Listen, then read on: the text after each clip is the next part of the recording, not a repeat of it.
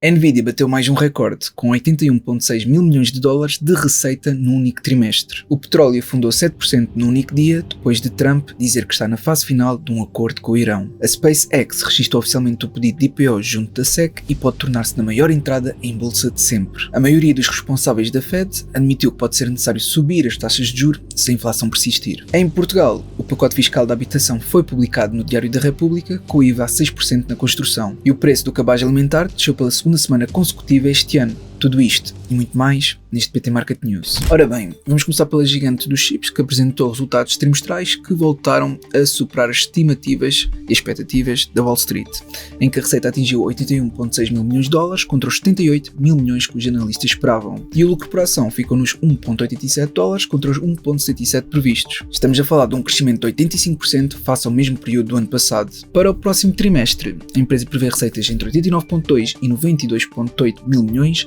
que é novamente acima do que o mercado antecipava. E, além dos números, a Nvidia anunciou uma recompra de ações no valor de 80 mil milhões de dólares e aumentou o dividendo trimestral para 25 cêntimos por ação. E, mesmo com estes números, as ações chegaram a cair mais de 3% no pós-market. Quando uma empresa vale 5,5 bilhões de dólares e representa quase 8% do S&P 500, o mercado já não quer saber de bons resultados, mas sim de resultados perfeitos. Passando ao petróleo, o crudo norte-americano desabou mais de 7% e caiu abaixo dos 97 dólares por barril. Tudo porque o Donald Trump declarou que os Estados Unidos estão na fase final das negociações com o Irão. Enquanto isso, o relatório da Agência de Energia Internacional mostrou uma queda de 8 milhões de barris nos inventários de crudo nos Estados Unidos, que é muito acima dos 2,5 milhões que eram esperados. Ou seja, a procura continua forte, mesmo com os preços elevados. E agora, uma das maiores notícias da semana para os mercados é que a SpaceX deu oficialmente a entrada do seu pedido de IPO na SEC, que é a reguladora dos mercados norte-americanos. Os números já conhecidos mostram uma receita de 4,69 mil milhões de dólares no primeiro trimestre deste ano,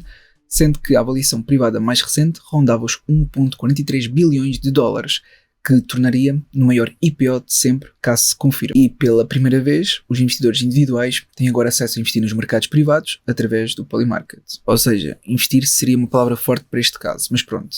Isto significa que os utilizadores podem agora especular sobre se a avaliação de empresas como a SpaceX, Anthropic ou OpenAI estão a atingir uma determinada avaliação até uma certa data. Por outro lado, as atas da reunião de abril da Fed revelaram que a maioria dos responsáveis da Fed considera que poderão ser necessárias subidas nas taxas de juros se a inflação não ceder. Isto é uma mudança de tom significativa, já que há poucas semanas o mercado ainda esperava cortes. Passando agora ao resto das notícias dos mercados e dos earnings desta semana, eu tenho que falar da Intuit. Dona do software de impostos, TurboTax, anunciou que vai cortar cerca de 17% da sua força de trabalho, o que fez com que as ações caíssem 13%. A empresa tem sido bastante penalizada em bolsa pelo receio que os modelos de inteligência artificial generativa possam substituir grande parte do que o software faz. A Target superou as estimativas da Wall Street e reviu em alta as previsões de vendas, com sinais que os consumidores estão a regressar às lojas. A Louis também bateu as estimativas, apesar de descrever o mercado imobiliário como desafiante, sendo que ainda manteve o guidance para o ano, o que foi visto como um sinal de confiança. A Home Depot reportou um crescimento de vendas de 5%, com o consumidor principal a manter-se resiliente apesar dos preços elevados da gasolina. A OpenAI está a preparar-se para avançar com o IPO, possivelmente nas próximas semanas. A empresa tem trabalhado com a Goldman Sachs e a Morgan Stanley na operação. Isto depois da SpaceX, que é mais uma gigante tecnológica, estar a caminho da bolsa. E atenção a este dado, as 10 maiores ações dos Estados Unidos representam agora um recorde de 41% de todo o valor do mercado do S&P 500. E isto é 14 pontos percentuais acima do pico da bolha da dot-com em 2000. A Morgan Stanley alertou por uma possibilidade de uma correção significativa nas ações, citando a subida da volatilidade nas obrigações e o aumento das yields de longo prazo como fatores de risco. Por outro lado, a empresa de investimento do filho de Donald Trump viu os seus ativos sob gestão disparar 1.650% no último ano, para 3,5 mil milhões de dólares, o que levanta dúvidas sobre como conseguiram tais retornos. Aproveito também para agradecer à Frente do T4 por apoiar este vídeo, sendo que eles têm vários instrumentos financeiros, como ações, ETFs, obrigações e por aí fora, em bolsas como a Nasdaq, New York Stock Exchange, entre outras. E também têm várias ferramentas que permitem auxiliar na respectiva análise. Passemos agora ao panorama económico mundial, em que as yields das obrigações a longo prazo estão a disparar em todo o mundo e isto já não é um fenómeno isolado. A yield a 30 anos do Reino Unido atingiu os 5,85, que é o nível mais alto desde 1998. No Japão, a yield a 30 anos bateu um recorde histórico nos 4,09% e nos Estados Unidos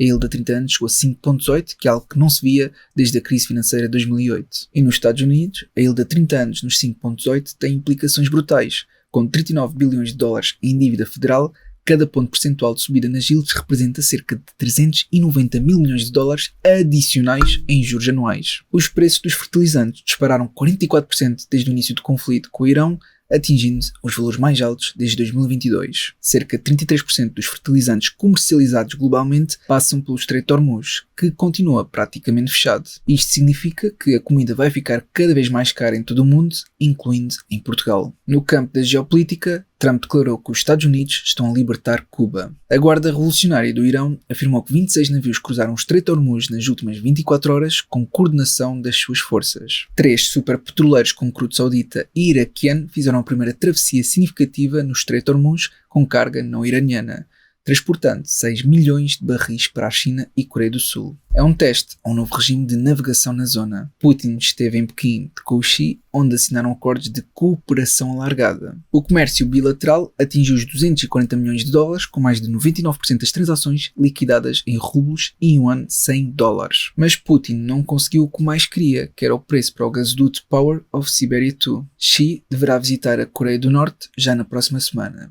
o que seria uma movimentação diplomática rara e com implicações para a estabilidade da região. Por outro lado, a NATO minimizou a retirada de milhares de americanos da Alemanha, dizendo que era algo esperado face ao aumento dos gastos europeus com defesa, e que os Estados Unidos precisam de redirecionar recursos para a Ásia. No mundo das criptomoedas, os ETFs de cripto registaram saídas de 1,1 mil milhões de dólares numa única semana, sendo a primeira retirada em 7 semanas, que é a maior desde fevereiro. E a Bloomberg publicou uma análise a alertar que o Bitcoin está cada vez mais dependente da strategy de Michael Saylor. A empresa comprou 171 mil Bitcoins este ano, que é mais do que toda a rede global de mineração produziu no mesmo período. E Trump assinou uma nova ordem executiva que direciona a SEC e a CFTC a integrarem ativos digitais nos serviços financeiros tradicionais e nos sistemas de pagamento. Entretanto, o Japão vai reconhecer oficialmente stablecoins emitidas no estrangeiro como método de pagamento eletrónico legal a partir de 1 de junho. Isto tudo é mais um passo na adoção das criptomoedas a nível institucional. No que toca ao mercado acionista, o índice de Buffett continua mais ou menos na mesma situação, um pouco acima dos 230%. O índice do medo e da ganância diminuiu ligeiramente para níveis de ganância mais moderados. Passando agora a Portugal. No setor da habitação, o pacote fiscal do governo português foi finalmente publicado no Diário da República. Uma das medidas mais relevantes é a redução do IVA para 6% na construção, que é aplicável para obras iniciadas desde setembro de 2025. O que são boas notícias para o prédio que eu quero construir. Também há benefícios no IRS para senhorios que pratiquem rendas que consideram moderadas até 2.300 euros por mês. O cabaz alimentar, monitorizado pela DEC Proteste, desceu pela segunda semana consecutiva, que é algo que não acontecia desde o início de 2026. Mas a diferença não é muito significativa, porque o cabaz de 63 produtos custa agora menos 1,58 euros do que na semana anterior. Ou seja, convém lembrar que no início do ano o mesmo cabaz custava menos. Portanto, estamos a descer valores que já tinham subido bastante, o que na verdade continua a ser caro para muitos bolsos. Por outro lado, Portugal ficou em primeiro lugar entre 60 países no índice de resiliência no sistema alimentar,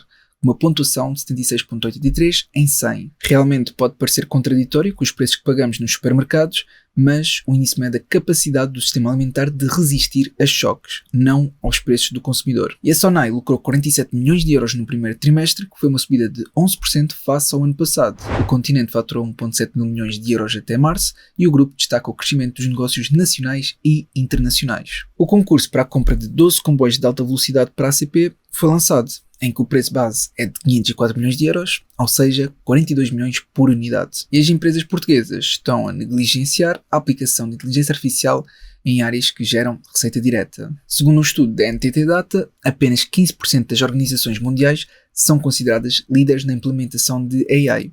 Em Portugal, o foco tem estado na eficiência operacional em vez do crescimento do negócio. E para finalizar, tanto a Vista Alegre como a Martifer estão a preparar-se para sair da Bolsa de Lisboa, juntando-se a uma lista crescente de empresas que abandonam este mercado.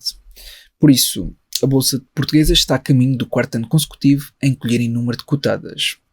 É o que é. A Bolsa Portuguesa poderia focar-se mais naquilo que são os custos e eficiência. Mas pronto, realmente espero que tenha sido útil. Se foi, não te esqueças de colocar um gosto para apoiar e até uma próxima.